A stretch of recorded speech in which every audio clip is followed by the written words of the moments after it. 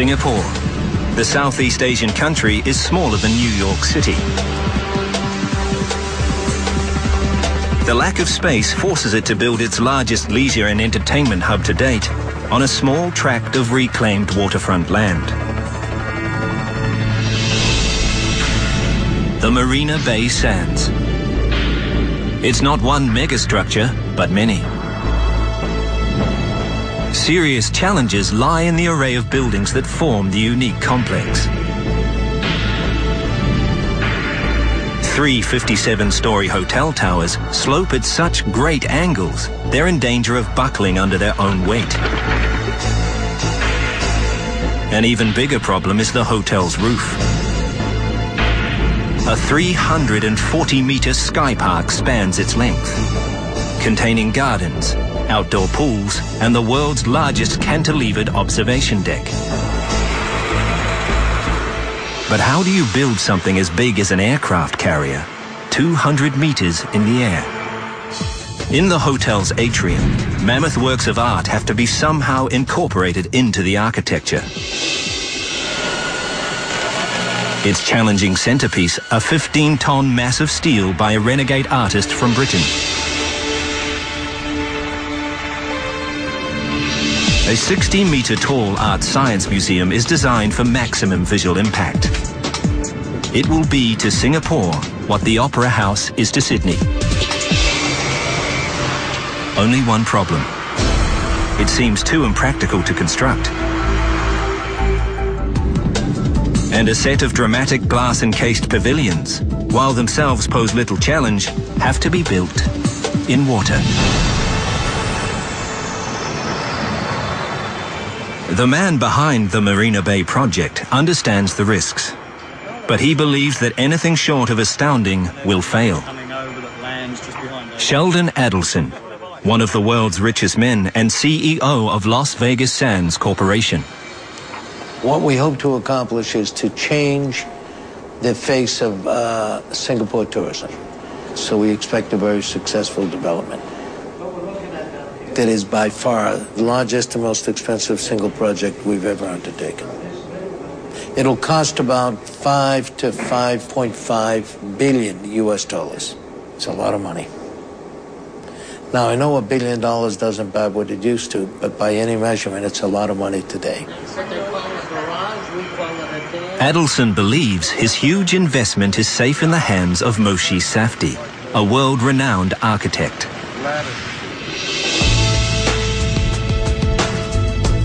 Safdie is recognized for his use of dramatic curves and geometric patterns. The Marina Bay complex will be his largest and most difficult project yet. I think that the architecture has to be timeless. Therefore, what it espouses, what it provides, needs to be something that has a long life. What's unique about Marina Bay is all the pieces coming together. You can't think about it as individual buildings. You've got to think about it as a piece of city. It's much more a symphony than it is a sonata. On the ground, engineers are more concerned about the reality of building Safdie's vision. This is the North Retail section area. 30-year veteran John Downs is in charge of overseeing the entire project. The design is very, very diverse, and each component of the project is totally different from the others. For a project of this size, you'd expect with the planning, with the design, with the construction, you'd be expecting somewhere between 6 to 7 years. Here is basically a 3-year turnaround.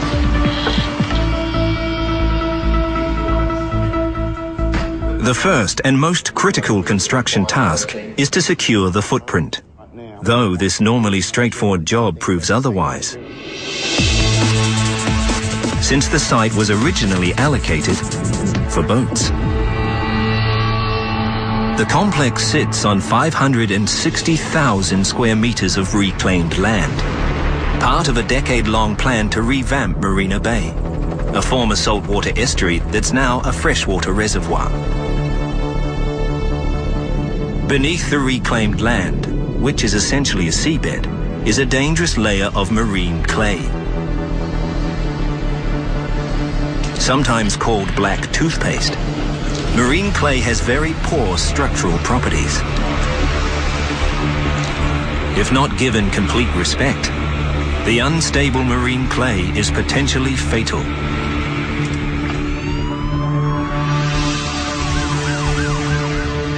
In 2004, Singaporeans discovered the lethal consequences firsthand.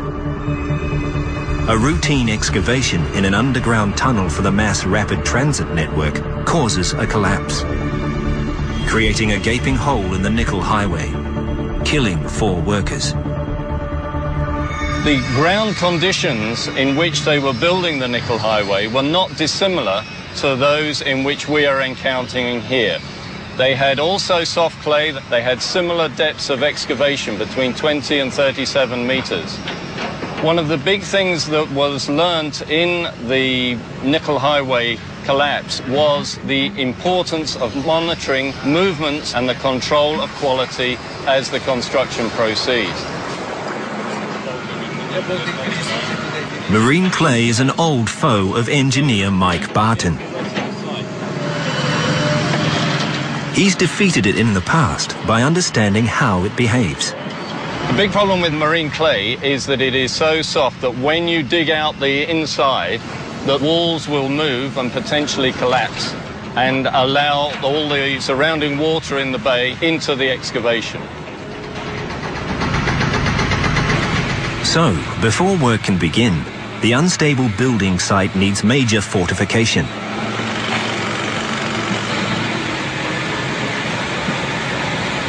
To combat marine clay, engineers decide to build giant concrete walls to create stabilizing perimeters for the larger buildings, known as diaphragm walls.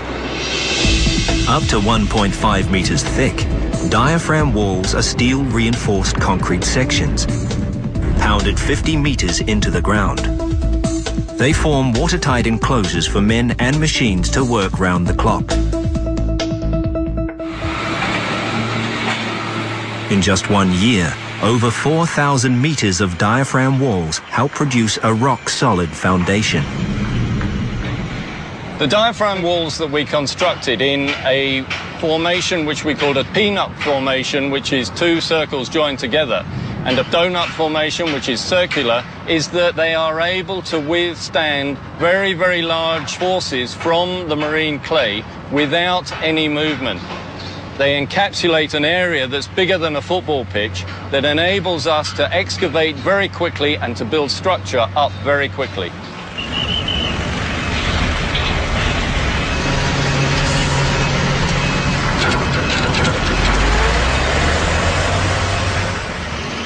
Securing the footprint of the Marina Bay project has already taken a year out of John Downes' schedule. He now faces the difficult task of erecting the resort's many buildings in a space of just 2 years. Just managing the whole logistics of that, including the construction methodology, is very, very challenging for us. To meet his tight deadline, Downes chooses the most direct solution. He hires 16,500 workers to construct every single building, simultaneously. It's like leading a small army. So organizational excellence is key. We're just on the edge of Singapore in the CBD here, so rather than lose the contractors and the workforce to go off-site, we built our own 3-story project office. We have all of our contractors, our subcontractors here. We house our resident site staff. We have our project management team. We have our construction management team, our design management team, and the logistics here. The tight schedule also creates problems at the hotel towers, where engineers are already struggling with a congested site. The important thing to do is to make sure that they come in and deliver the goods straight away and then get out again. We don't want too many vehicles on site at the same time. To speed up construction and alleviate traffic congestion, engineers turn to a method that's proven itself countless times in the field: in situ concrete casting.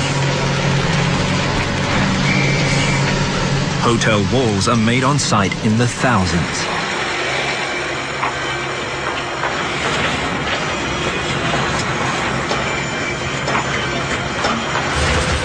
And workers laying the floors are so proficient, they produce 1 floor per 4-day cycle. It's an impressive display for a conventional solution.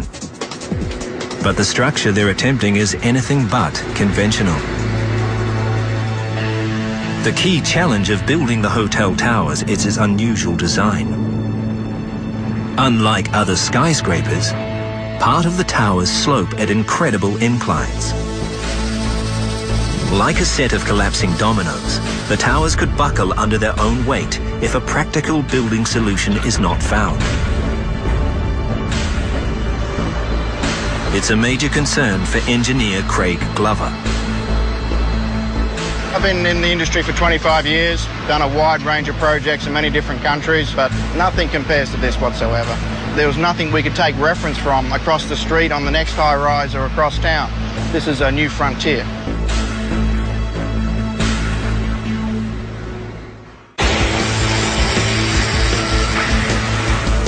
Costing a staggering $5.5 billion to build, the Marina Bay Sands could be one of the world's most expensive mistakes if engineers can't solve the tower's problematic structure. Engineer VC Cheong leads the design team, and their solution comes out of left field. If you look at the configuration, it's not a straight tower. It's with a sloping leg. So all this sloping leg actually is, inducing a very huge external force onto the structure. We cannot build it without any support. So we actually formulate a solution to prop up the sloping edge. Using a technique they've never employed before, engineers build large temporary struts made of strong structural steel. They prop up the sloping towers as they rise. Like a suspension bridge, high tensile steel tendons, also known as tension cables, give an added layer of support inside the walls. In theory, both the struts and the tension cables are temporary and will be removed once giant link trusses connect the towers at the 23rd floor.